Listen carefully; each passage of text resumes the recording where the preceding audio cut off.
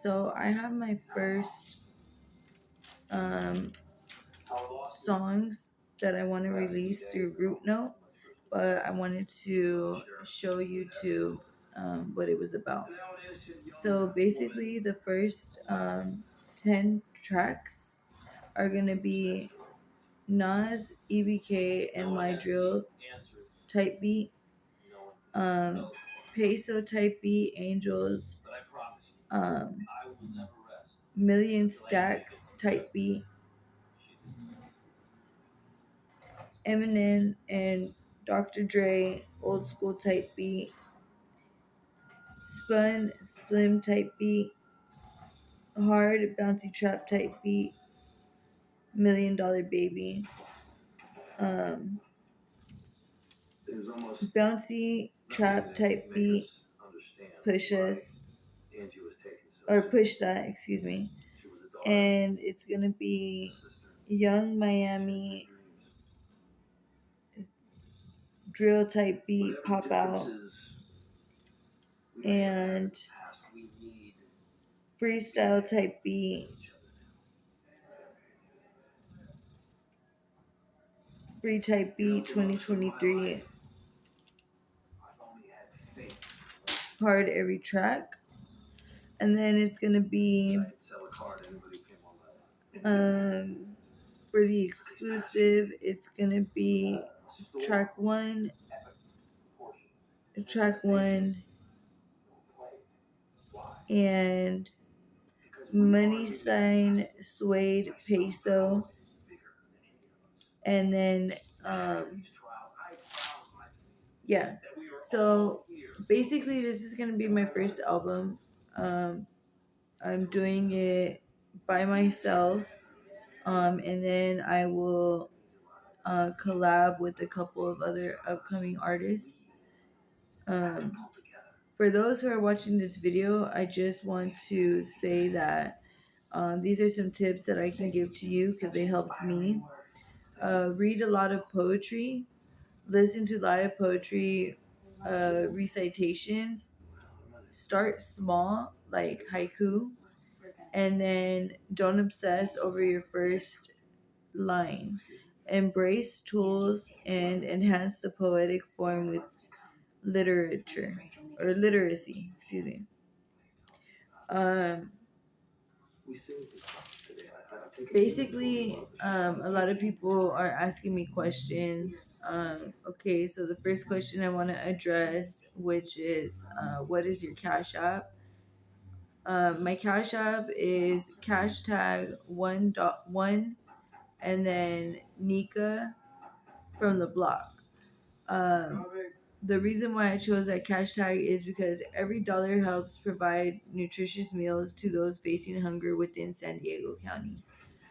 For a lot of those who know me, know that I've been homeless for a very long time. I'm currently um, in a binding contract um, with a verbal agreement to take on a job that is a living care position. Um, but during that time, awaiting approval with the county, I got hired and offered another job with Google. So I'm partnered with Google and Microsoft. I have multiple businesses, and a lot of people are wondering how I came about and when did I come up. Well, um, the answer is is still unexplainable. Um, everything is happening so fast, but I've been well aware of it for a very long time. I would have to say since 2019, right when the COVID hit, is when my upcoming began. Um, for those of you who also know that I have been in the adult entertainment industry for quite some time. and that was since the age of 18. And right before the age of 18, I was already doing um, modeling. And I was introduced to the adult entertainment industry at my first strip club that I worked at, which was Eye Candy. And Eye Candy in Chula Vista ended up getting shut down. My home club, because I've worked at almost every club in San Diego except for Deja Vu, Little Darlings, and Pure Platinum. I'm now 29 years old, and um, since 2019, I have not continued my career in the adult entertainment industry as a stripper. And the reason being is due to the COVID. I was affected personally by the COVID and was never let go, but was never able to receive the last check um, at my home club. I then started working at Pacers, and when I was in Los Angeles, because I also work in LA, I travel a lot. Or during the times that I was stripping, I traveled a lot. Um, so basically, when the COVID happened, the county decided to try to shut down all strip clubs, including uh, the strip clubs that were outside of the county in San Diego, meaning like Lemon Grove County and so on and so forth. Um, I was personally not in San Diego at the time of the court hearings, but the court hearings were as follows. Um, During the stay-at-home order, which, from my understanding, has not been lifted, people were saying that due to the COVID-19 pandemic and the COVID contamination was spreading, and that all businesses should be shut down and people should be at their homes. As you all know, people disagreed and they began to fight back, excuse me. When I was at Los Angeles, I worked at Crazy Girls. They call me Treasure. And I was then informed that during the trial, I had been extradited to San Diego from Los Angeles on, from my understanding, which was a bad warrant.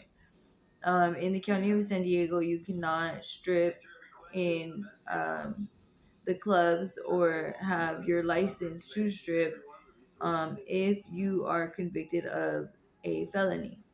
So up until this time, I had not been working, and as you all know, Amber Rose and I believe Cardi B, but don't quote me, had did the all the stripper lives matter, and Amber Rose did the slut walk. So during the time that people were fighting back, the strippers also argued that they don't believe that we should be out of work due to the COVID. Unfortunately, the county of San Diego lost that fight, and those who were in the club or fighting to work in the club during those times, we had sued the county and we won. But I was facing life, and the charges that I was being charged with or serving time for was for a 245 and GBI, which is assault on emergency personnel, and a um, great bodily injury. I had witnesses and victims and statements that were made. To this day, um, it was a mystery to myself up until I was transferred to Metropolitan State Hospital. At Metropolitan State Hospital, I was um, basically read my rights and had to take classes to learn the charges that I was being charged with and um, what it all meant. Because I had not been able to see the statements that were made. All the names in the case were blacked out. And so, and during the time of my arrest, I was intoxicated. I was so intoxicated that I was taken to the hospital, and my BAC was brought down with a catheter. And I was then dropped off in Las Colinas and stayed in the drunk tank. When I sobered up, I was then taken to my cell. During the time of the COVID, at that time in the jail, people were getting on and off during court cam TV. I felt as though my rights were being violated. I wrote to the president himself, or to the White House, not the president, but to the White House. And for those of you who don't know, I'm in the Department of Treasury. And I said that I had reason to believe that this was a strong armed robbery and that I was being held against my will. That force of use, uh, force of use. This was force of use by making me comply, and I didn't want any part of it. I also stated that this was government tyranny, and when the court cam TV, because my screen was split into six different squares. So you had the public defender. Well, I had a private lawyer who was uh, uh, I had a private lawyer that was seeing a public case because I felt as though my human rights were being violated. Because I have an adult entertainer license and I'm in the industry, I felt as though they were um, taking advantage of the situation and using me to get people on and off um, these pleas by giving me life. And every day that I had court, I saw people that were never supposed to see another day in the light um, get off. And they could say it was because of the COVID, or they could say it was because of whatever. But at the time, I had no idea and I had no control. So, long story short, um, I'm still fighting the process. And during the time of my stay in Los Angeles, the police, um, before transferring me to San Diego, had held me in their custody, and I could stay less than 24 hours in the jail because I was so sick. What was wrong with me is that I was withdrawing off of fentanyl. And for those of you who don't know what fentanyl is um, a synthetic opiate that affects the receptors like an opiate, except it is 10 times uh, faster and 100 times stronger than heroin. Um, the tip of a match is an amount that could kill somebody um, which could be a lethal dose in less than I don't know how many seconds. And for those of you who don't know, it's not an excuse, but I personally chose hospice. Hospice is someone with a terminal illness most of the time who chooses to be medicated through their time that they have left on this earth, which is 6 months or less to live. Um, but because I was homeless, I never found a facility that would take me and allow hospice to treat me. Um, Up until recently, I was certified through HUD Housing, and HUD Housing, I went out of state to find this program, um, and I brought it down here. The problem with the housing in San Diego is that we cannot afford to give out housing. But due to the severe storm and uh, weather inclement uh, alerts or programs, um, there are still homeless people that have not been housed yet. So my goal is to reach those individuals, whether they work or not, and give them this opportunity to find a home and purchase a home.